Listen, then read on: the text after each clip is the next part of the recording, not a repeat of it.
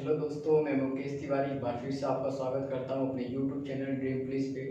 और अब पर्वत के बाद मैं आप लोग के लिए ज्योग्राफी में एक मोस्ट इम्पोर्टेंट चैप्टर पठार लेकर आया। ठीक है, तो आज यहाँ पर हम पठार को समझेंगे और फिर इसके बाद जो हम नेक्स्ट वीडियो लेकर आएंगे तो उसमें पर्वत और पठार से रिलेटिव कुछ इम्पोर्टेंट चीज़ें बताई जाएंगी जो कि एग्जाम में क्वेश्चन के रूप में आपको जरूर देखने को मिलेंगे। ठीक है, तो इन दोनों चैप्टर का मिक्स करके क्वेश्चन बना करके और वो लाया जाएगा जो उससे ये पता चले कि एग्जाम में और कैसे क्वेश्चन आते हैं इनके अलावा। ठीक है, तो आज हम इसको पठार देखते हैं और समझेंगे कि पठार में क्वेश्चन कैसे आते हैं। ठीक है, मैं यहीं पे आपको ये क्लियर भी कर दूंगा कि क्वेश्चन किस टाइप से पूछे जाते हैं। ठीक है, तो जैसे ये हमारा पठार है, तो जो पठार है ये भूतल पे या पृथ्वी तल पे द्वितीय क्रम के उच्चावच माने जाते हैं। ठीक है, इनकी ऊंचाई कम से कम 1000 मीटर होती है और पृथ्वी के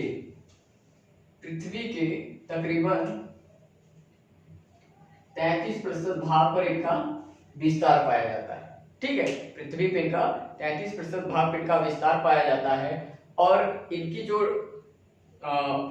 जो इनका शिखर होता है वो चपटा होता है। ठीक है, चपटा होता है, बिल्कुल प्लेन होता है और इनकी जो ढाल होती है वो बिल्कुल नॉर्मल होती है, पर्वत की तरह तीखी नहीं होती। ठीक है, एक तरफ से ही इनमें ज्यादातर ढाल पाई जाती है। ठीक है, तो आइए देखते हैं। तो पठार को का वर्गीकरण हम 5 रूपों में कर देखते हैं। 5 रूपों में, 5 भाग में या 5 रूप में पर्वत का वर्गीकरण करके या भाग में देखते हैं इसे। ठीक है, तो शुरुआत करते हैं। सबसे पहले जो होता है वो अंतर पर्वतीय पठार। अंतर पर्वतीय पठार होता है क्या? अंतर पर्वतीय पठार वो पठार होता है जो चारों तरफ से पहाड़ों से, पर्वतों से घिरा होता है। ठीक है, जिसके मान लीजिए ये कोई पर्वत क्षेत्र है, ये चारों तरफ से पर्वत है और इनके बीच में जो है ये पठार। ठीक है, तो जो चारों तरफ से पर्वतों से घिरे होते हैं उन्हें हम क्या करते हैं? अंतर पर्वतीय पठार। ठीक है, अब देखिए आपको, और देखिए अभी के एग्जाम्पल है इसके अच्छे उदाहरण से बोलिविया का पठार, पेरू का पठार, एशिया माइनर का पठार, कोलंबिया का पठार, मैक्सिको का पठार और तिब्बत का पठार। तिब्बत का पठार आप लोग जानते ही हैं, ये बहुत ही अच्छा है उसका उदाहरण, क्योंकि तिब्बत के पठार जो है इसके उत्तर में क्युनलुन पर्वत और दक्षिण में हिमालय पर्वत है। ठीक है, इसके उत्तर में कुल्लू और दक्षिण में हिमालय पर्वत है। इसकी ऊंचाई 5000 मीटर। ठीक है, दुनिया में सबसे ऊंचा पठार माना जाता है। ठीक है, तो ये जो पठार है हमारे, ये अंतर पर्वतीय पठार के अंतर्गत आते हैं। क्वेश्चन आपको कैसे पूछेगा? जैसे दे देगा मैक्सिको का पठार, ठीक है, एक और 2-3 पठार देगा, पूछेगा ये किस पठार के रूप है। ठीक है, या ये किस पठार के अंतर्गत आते हैं। तो जब आपको ये याद रहेगा तो आप आसानी से बता देंगे कि अंतर पर्वतीय पठार। ठीक है, या आपको दे देगा कि इसमें से कौन सा अंतर पर्वतीय पठार है, आप आसानी से बता लेंगे। ठीक है, तो ये चीज ऐसे ही क्वेश्चन उठ के आता है, बहुत ज्यादा इसमें कुछ आता नहीं, अगर आएगा तो यही चीज आती है और आया भी है। और जो चीजें आएंगी क्वेश्चन के रूप में, कुछ इंपॉर्टेंट कुछ पर्वत पठार के नाम भी होते हैं और कुछ पर्वत वाले में भी पर्वत के नाम थे, तो उनको मैं आपको नेक्स्ट वीडियो में आपको उनको समझाऊंगा और याद करने की बहुत बेहतरीन टिक बताऊंगा, जिससे आपको बहुत आसानी से सॉल्व हो जाएगा। ठीक है, तो नेक्स्ट वीडियो में जो लेकर आऊंगा तो उसमें लेकर आपके लिए आऊंगा। ठीक है, अभी इसको देखते हैं। ठीक है, अब दूसरा जो होता है वो होता है गिरिपथ पठार। गिरिपथ पठार जो है वो होता है जो एक तरफ तो पर्वत, जिसके एक तरफ पर्वत हो और दूसरी तरफ क्या होता है, सागर हो या तटीय मैदान हो। ठीक है, एक तरफ सागर या मैदान और एक तरफ पर्वत हो, वो पर्वतों के बीच में जो पठार बनता है उसे गिरिपथ पठार कहते हैं। वो जो पठार है वो पर्वत के पाद पे, यानी कहते हैं ना पर्वत का जो बेस होता है, जैसे ये हमारा पर्वत है इसके बेस पे ही बना होता है और इधर इसके मैदान होते हैं, इसलिए इसे हम कहते हैं गिरिपथ पठार। ठीक है, गिरिपथ पठार का बहुत अच्छा एग्जांपल यूएसए का पीट माउंट पठार, दक्षिण अमेरिका का पेंटागोनिया पठार, ये गिरिपथ पठार के क्या है, उदाहरण है। तो आपको बता दिया मैंने, क्वेश्चन ऐसे ही करेगा गिरिपथ पठार के इसमें से कौन सा उदाहरण है, तो आपको ऐसे ऑप्शन में देगा, इनका नाम देगा, टिक कर लेंगे। या इनमें से कौन ये पीडमांट या दक्षिण अमेरिका, ये नाम देगा दक्षिण अमेरिका का पेंटागोनिया का पठार, पीडमांट का पठार, ये किस पठार के, ठीक है, ये किस पठार के अंतर्गत आते हैं। तो आप आराम से कर लोगे अगर आपको याद है तो गिरपत पठार, ठीक है, समझ आए। अब देखते हैं तीसरा जो होता है वो गुंबदाकार पठार होता है। जो गुंबदाकार पठार होता है, मैंने आपको नेक्स्ट पर्वत जब पढ़ाया था तो मैंने बताया था ना कि धरती में एक वलन की क्रिया होती है जिससे पठार पर्वत के निर्माण होता है।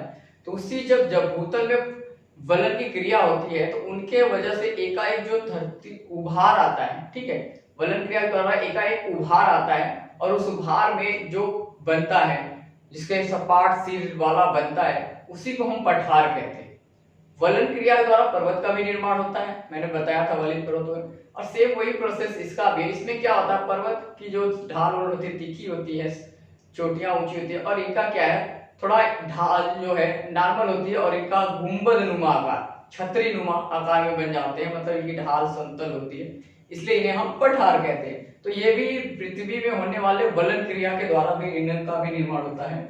और इसका बढ़िया उदाहरण है यूएसए का औजार पठार, भारत का छोटा नागपुर पठार जो कि हमने बताया था, वो एक वलन क्रिया एक पठार के ही द्वारा होता है। और बहुत ही छोटा नागपुर पठार भारत का ध्रुव प्रदेश भी कहा जाता है, ज्यादातर खनिज तत्व पदार्थ वहां पाए जाते हैं बेशकीमती, ठीक है। और रामगढ़ पठार, ये क्या है, ये गुंबदाकार पठार है, ये मतलब ये समतल पठार है, ठीक है, उनके उदाहरण। आइए अब देखते हैं चौथा वो है महाद्वीपीय पठार, ठीक है। जो महाद्वीपीय पठार है, आप लोगों ने ज्वालामुखी का हमने पढ़ाया था तो आपने ध्यान दिया होगा, ज्वालामुखी जब क्रिया अचानक से होती है, जब अचानक से ज्वालामुखी क्रिया होती है तो उनसे जो लावा निकलते हैं वो एक मतलब पठार नुमा एक समतल आकृति में जम जाते हैं, ठीक है। तो उनसे क्या होता है, पर्वतों का निर्माण होता है, अरे पठार का, उनसे ही महाद्वीपीय पठार का निर्माण होता है। जब वो एक जगह इकट्ठा होकर ठोस आकृति धारण करते हैं, उनकी ढाल समतल हो जाती है उनकी, ठीक है, तो उसी को हम कहते हैं क्या, महाद्वीपीय पठार। लेकिन इनका जो निर्माण क्रिया वो पर्वतों से हटके, मतलब इनसे पर्वत निर्माण क्रिया से कोई लेना देना नहीं है, ये बिल्कुल अलग टाइप में निर्माण इनका हुआ है, ठीक है। इसलिए हम इन्हें सिल्ड भी कहते हैं, जिसका सबसे बढ़िया उदाहरण है ब्राजील का shield, Baltic shield, Canadian shield, Siberia का सिल्ड, ठीक है। ये क्या है, ये महाद्वीपीय पठार के उदाहरण है, ठीक है। आप लोग इसे अच्छे से याद कर लीजिएगा और यही से क्वेश्चन आएगा, ऐसे ही आएगा। बाकी जो चीज है वो मैं आपको नेक्स्ट वीडियो में दूंगा। फिर आता है आपका ज्वालामुखी पठार। तो हमने बताया था जब ज्वालामुखी क्रिया होती है तो वही सेम महाद्वीपीय का ही भाग होता है। जब ज्वालामुखी क्रिया होती है तो उनके द्वारा जो लावा के निक्षेप से, जमाव से जो पठार बनता है उसी को हम ज्वालामुखी पठार कहते हैं। जैसे में हमारा दक्कन का पठार, कोलंबिया का स्नैकर पठार, मैंने बताया था कि भारत का दक्कन का पठार का एक लावा निर्मित पठार। तो लावा के निक्षेप से जो पठार बनते हैं उन्हें हम ज्वालामुखी पठार कहते हैं। जैसे दक्कन का पठार, कोलंबिया पठार और कोलंबिया का स्नैक का पठार, ठीक है। तो ये हमारा है पठार से रिलेटिव कुछ बेसिक चीजें थी जो एग्जाम में हमेशा पूछी जाती हैं, ठीक है। तो नेक्स्ट वीडियो में मैं आप लोग के लिए लेकर आऊंगा पर्वत और पठार से जुड़ी बहुत ही इंपॉर्टेंट चीजें। तो आप नेक्स्ट वीडियो का मेरे वेट कीजिए और इसको अच्छे से समझ लीजिए। और जो चीजें मैंने बताई है मैं उम्मीद करता हूँ आपको समझ में आ गया होगा, इसे याद कर लीजिएगा, ठीक है। और हम नेक्स्ट वीडियो में इन दोनों से पर्वत और पठार से मिले हुए आपको जो लाने वाले क्वेश्चंस या जो भी मटेरियल्स लाने वाले हैं वो बहुत ही इंपॉर्टेंट होगा। और इन दोनों को मिलाकर आप पढ़ लेंगे तो आपका पर्वत पठार इनसे कोई क्वेश्चन छूटेगा ही नहीं और बहुत ही इजी रहेगा, ठीक है। और आप आसानी से इसे कर लेंगे, ठीक है। तो वीडियो देखने के लिए बहुत बहुत धन्यवाद, ठीक है। फिर मिलते हैं नेक्स्ट वीडियो में, थैंक यू।